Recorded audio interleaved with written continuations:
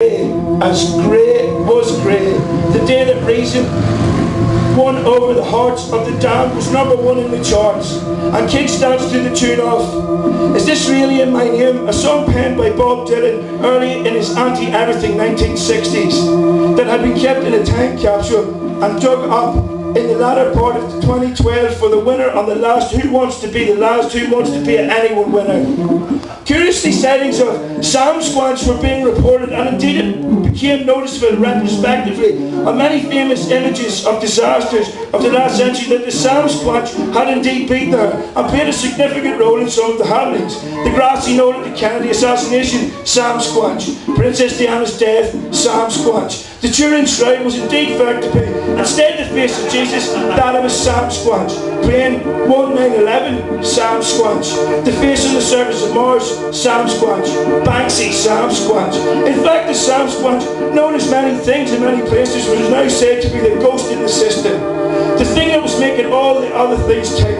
And in a small room in Brunswick, the Post-Factionist Society Committee 22 for Conspiracy and Science found through information or WikiLeaks that indeed the Sasquatch was a Frankensteinian android creation of the Carnegie stroke, Rockefeller stroke, Gates stroke, Saudi Bush stroke, I stroke, everything stroke, the Queen stroke, Rupert Murdoch stroke, some other things like that. Creation let loose upon the world in a bid to cause chaos and fear in the masses, who had given up their gods to follow the great new god of head doctrine, Freudo the Frog, who had lots of wee babies. And his final baby, Lecanter, the French anti-philosophic wordmonger, told people things and made them feel they were knowing things the proper way, as in the great learned Chinese philosopher Chuck Tzu. Large semantic structures were erected around poets and word junkies, and a dark, devious pit of banal thinking became mainstay. Without the slightest worry, children the world over dismantled their large, beautiful toys and placed them inside a box, and locked them in a cupboard, which had a lock, to which only their imagination had the key, which had long since been lost to the new first-person gaming propaganda lords, who had ever so slightly taken a once innocent 2D games world and changed it into a slaughter-driven, imagination-sucking 3D warmongering mess. Although someone named Jared in the State Library on Wednesday was reading Jean-Paul Sartre and began to shout at the top of his voice, "Dreams and reality are not separate, and to demarcate thought of any manner, be it sleep or what has become known as awake, even post-Matrix movies 1, 2, not so much 3, was like slicing a salami into 200 pieces and asking it to hang itself back on the hook." Pig farmers in Ireland continued to wank off and place the cocks of Moors into mother pigs, whilst calves sucked on the teats of their mothers. There were even still sheep in some ragged landmasses. Also in some large European housing estates, goats were being heavily used for garden maintenance, although finally the polar bears were exterminated. Even the one they always showed in the adverts on the block of ice was put down in the zoo for attacking its handler, after the handler tried to inject it with heavy sedatives before trying to artificially inseminate her.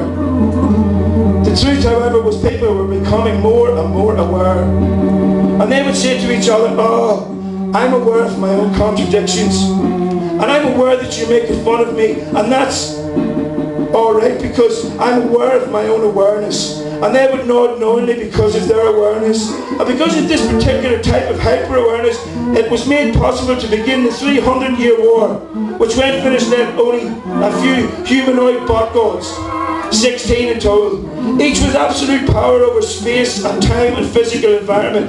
And they were to be found in 200-mile square art galleries, looking at the art each other had created for one another, until it was all forgotten. Everything that was known before. No sounds, no Sasquatch, no football, no cartoons, no wars, no IRA, no UDA, no nationalism, no money, no Roger Federer, no Lionel Messi, no Maradona, no Pele, no Socrates, no Plato, no Greeks, no Romans, no Ottomans, no Persians, no Empire Strikes Back, no Wordsworth, no Coleridge, no Rambo, no Andy Warhol, no Future, no Sex Pistols, no Elvis, no blues, no slavery, no pain, no fur, no countries, no borders, no structures, no post-structures, no Renaissance, no Endarkenment, no Enlightenment, no terror, no Robespierre, no Voltaire, no revolutions, no blood, no Mayakovsky, no Slavsky, no modernism, no Sling, no Spengler, no post-fucking-modernism, no post-factualism, no grass, no sun, no moon, no Bukowski, no Ezra Pound, no James Joyce, no one putting Paris in the names of things to make them seem cultured.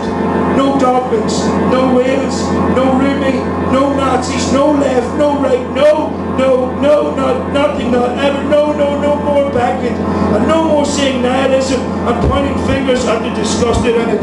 No, nay, never, no more fucking Irish music. Only art installations made by 16 Ubermunch, and finally it was where it was. Things were quiet, because it was only these 16 who remembered anything, but they wiped each other's brains of the past every 2 days.